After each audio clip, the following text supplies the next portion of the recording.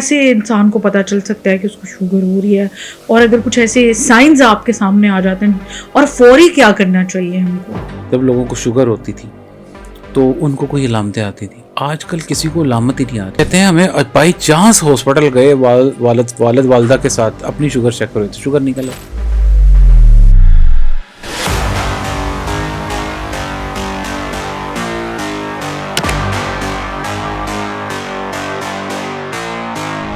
بال گرنے شروع ہو جاتے ہیں، چہرہ کی جو جلد ہے نا یہ ایسے جیسے بوڑھوں والی ہوگی، رنکلز آنا شروع ہو جاتے ہیں، ڈیڈ سکن ہو جاتی ہے. آمد آتی ہے وہ تھکاوٹ کی ہوتی ہے، لوگ کہتے ہیں یار میں آج کل تھکا رہتا ہوں، تھوڑا سا چلتا ہوں وہ ہو جاتا ہے. ٹھیک ہے. اچھا ڈاکٹر صاحب، ہم دیکھتے ہیں شوگر فری ٹیبلٹس یوز ہو رہی ہوتی ہیں، شوگر فری کوک ہوتی ہے، ڈرنکس ہوتے ہیں، بیوریجز ہوتے ہیں. کچھ ڈاکٹر صاحب کچھ بچے ہوتے ہیں، کنفیوژن میں آپ سے جاننا چاہوں گی کہ وہ بہت زیادہ ویٹ گین کر لیتے ہیں. یہی تو پرابلم ہے. کچن سے آپ نے وزن بڑھانا ہی ہے کم کرنا ہے، کبھی نہ واک سے ورزش سے وزن کم زیادہ نہیں ہوگا. تو کامن ہوگا نا جو شوگر کے پیشنٹ کے لیے اچھا ہوگا، ہیلدی ہوگا. ہاں یہی جو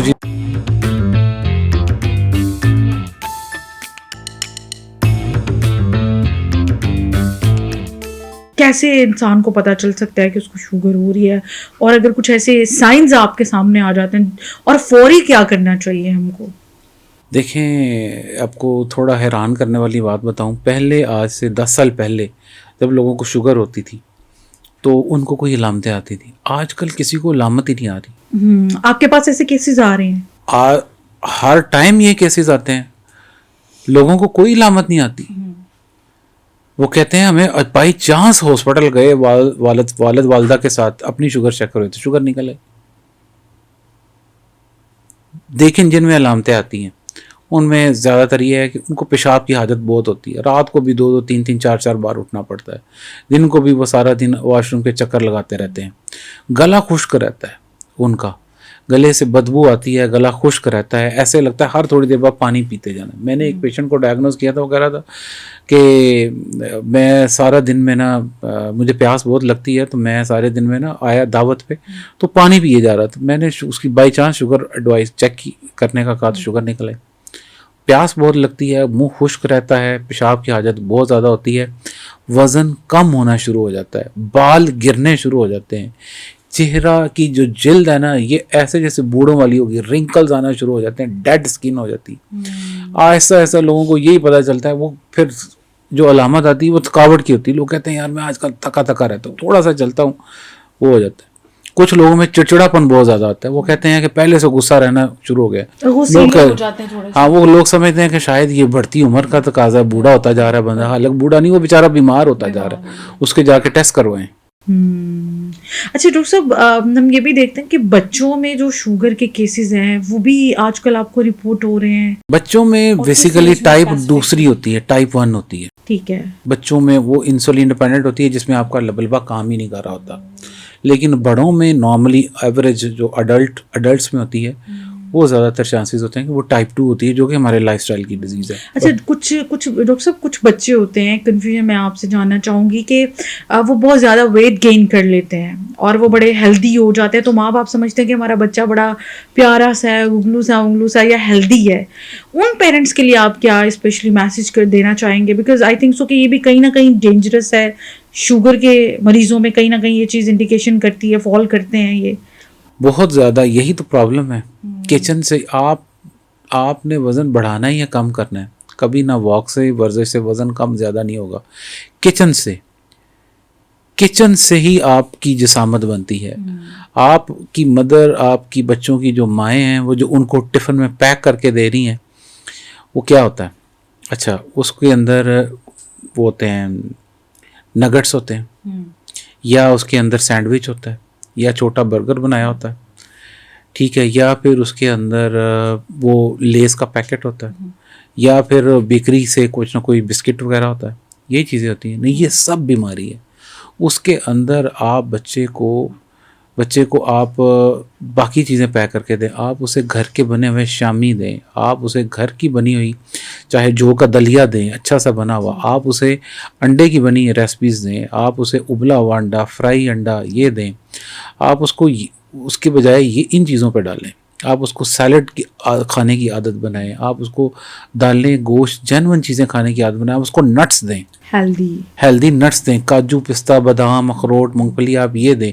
اب انڈا نٹس گوشت دالیں سیلڈ یہ چیزیں جو ہمارے ٹفن میں ہونی چاہیے. ہمارے پاس کیا ہوتا ہے لیز پاپڑ جیلی چاکلیٹس یہ چیز جو چیز پیکنگ کے اندر آ رہی ہے نا وہ نقصان دہ ہے. جو اللہ کی بنائی چیز ہے وہ پیکنگ کے اندر نہیں آتی. سبزیاں پھل دالیں چنے گوشت یہ پیکنگ میں نہیں آتے. ان پیک چیزیں وہ والی چیزیں جو اللہ نے بنائی ہیں وہ کھائیں. ڈبوں والی پیکنگ کے اندر ہیومن میڈ چیزیں جتنی کھانی ہیں وہ پروسیس کھانے ہیں, وہ پروسیس فوڈ سے تھوڑا سا پرہیز کرنا چاہیے.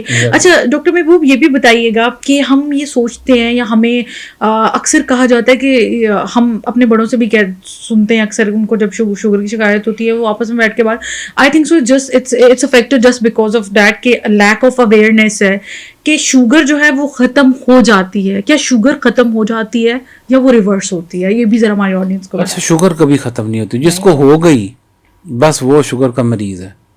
جس کو ہوگی وہ تا حیات چلتی رہے گی, وہ ساری زندگی شوگر کا پیشنٹ ہے.